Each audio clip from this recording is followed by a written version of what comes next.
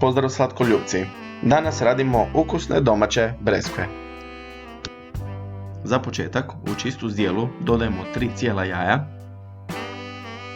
dodajemo 200 g šećera, ručno s pjenjačom sve to zmiješamo, nakon toga dodajemo 1 vanilji šećer,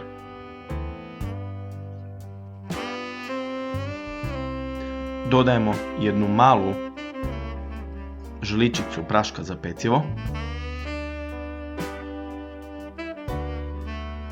3 žlice glatkog brašna,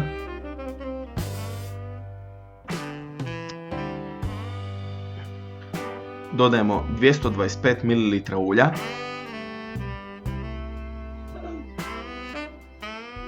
izmiješamo. Nakon toga dodajemo 3 žlice mlijeka, sve sjediniti s pjenjačom i staviti u frižider minimalno 2-3 sata. Ohlađenoj smjesi dodati 450 g brašna,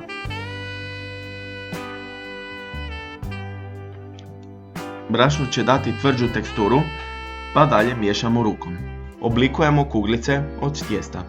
Prilikom izrade kuglica važno je dlanove nauljiti kako se tijesto ne bi lijepilo za dlanove i kako bi se kuglice što ljepše oblikovale. Pečemo od 10 do 15 minuta na 150 stupnjeva bez ventilatora. Dok su još tople, nježno ih dubimo.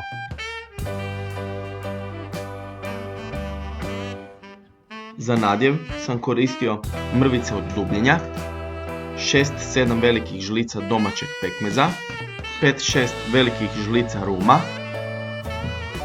1 vanilji šećer,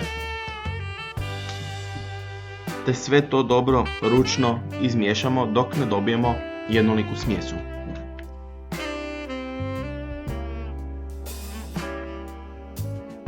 Nakon toga krećemo sa filanjem breskvica.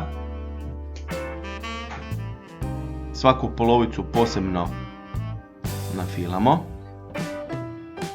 te ih spojimo.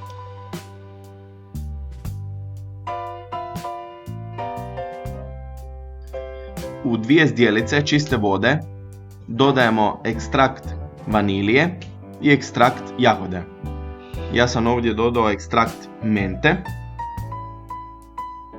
Nakon toga ih posipamo sa šećerom te ih pustimo da odstoje. Breskvice su najbolje i najukusnije drugi dan nakon što su se svi sastojci sjedinili. Uživajte!